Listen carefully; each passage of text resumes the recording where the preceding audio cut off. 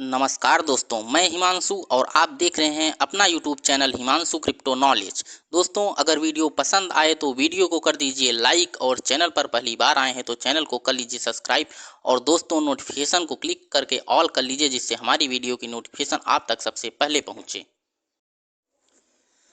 दोस्तों, RBI crypto को लेकर काफ़ी चर्चा में है, आए दिन मीटिंग करते रहते हैं। उसने एक सभा बुलाई थी और उस सभा में उसने क्रिप्टो करेंसी को लेकर क्या कहा, मैं आपको इस वीडियो के माध्यम से बताऊंगा। तो दोस्तों, वीडियो को स्किप मत कीजिएगा, नहीं तो समझ में नहीं आएगा। तो चलिए बिना देरी किए स्टार्ट करते हैं। दोस्तों, यह वीडियो का पार्ट 3 है। अगर आपने पार्ट 1 और पार्ट 2 नहीं देखा है तो उसको भी देख लीजिएगा। कुछ देश क्रिप्टो करेंसी को वित्तीय संपत्ति के रूप में मानते हैं। यह भी समस्याग्रस्त है, क्योंकि सभी वित्तीय संपत्तियों में अंतर्निहित नकदी प्रवाह होता है और किसी व्यक्ति की देनदारी होने की आवश्यकता होती है। क्रिप्टो करेंसी न तो किसी व्यक्ति की देनदारी है और न ही उनके पास कोई अंतर्निहित नकदी प्रवाह है। वे परिभाषा के अनुसार वित्तीय संपत्ति नहीं है। क्रिप्टो करेंसी को एक कॉमोडिटी के रूप में ट्रीट करने का भी प्रयास किया जा रहा है, लेकिन वस्तुएं मूर्त हैं और उनकी उपयोगिता क्रिप्टो करेंसी में न तो है।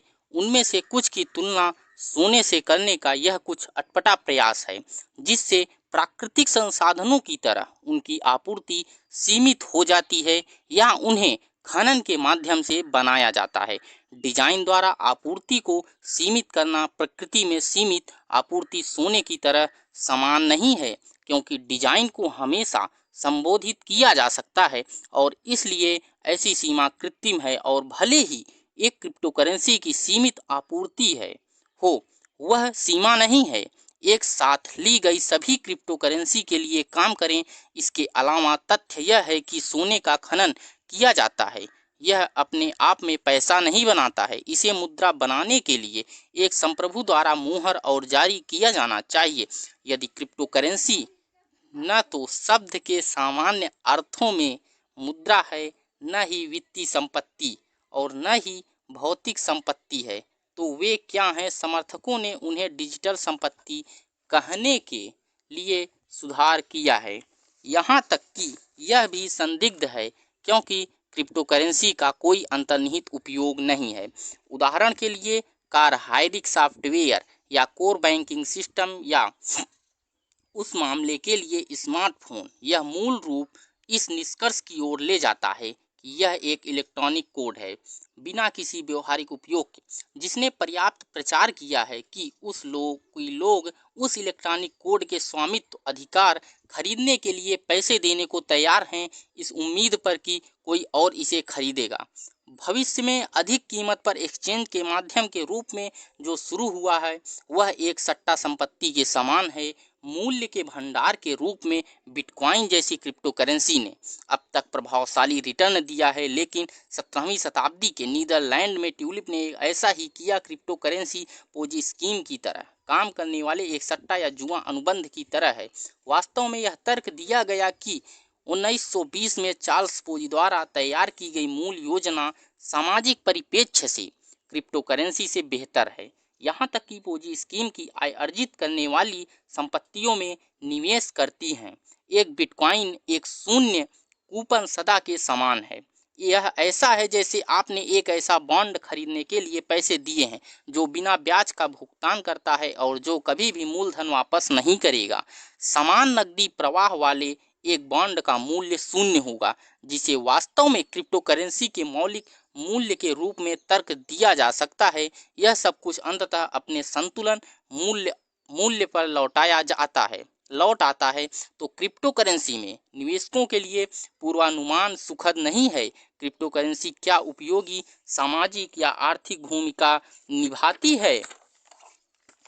सभी क्रिप्टो करेंसी वास्तव में वित्त में क्रांति लाने के लिए अभिप्रेत हैं, तो हमें यह समझने की आवश्यकता है कि वे वित्त में क्या सटीक भूमिका निभाते हैं। एक इक्विटी शेयर व्यवसाय को जोखिम पूंजी जुटाने में सक्षम बनाता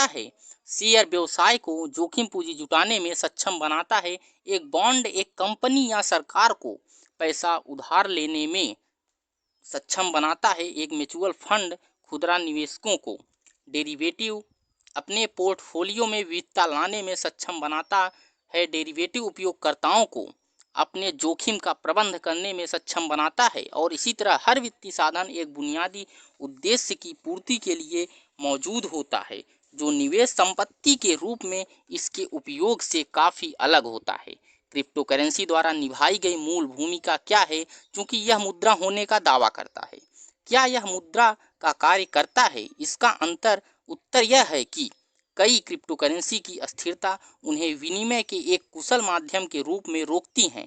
इसके अलावा एक प्राथमिकता यह मानने का कोई आधार नहीं है कि लोग उन पर उतना ही भरोसा करते हैं जितना वे कानूनी निविदा मुद्राओं पे करते हैं, जबकि बिटकॉइन का उपयोग करने व्यवसायों का वास्तविक प्रमाण है। वास्तव में कोई विश्वसनीय डेटा उपलब्ध नहीं है। सभी संकेतों से मुद्रा के रूप में उनका उपयोग नगण्य प्रतीत होता है।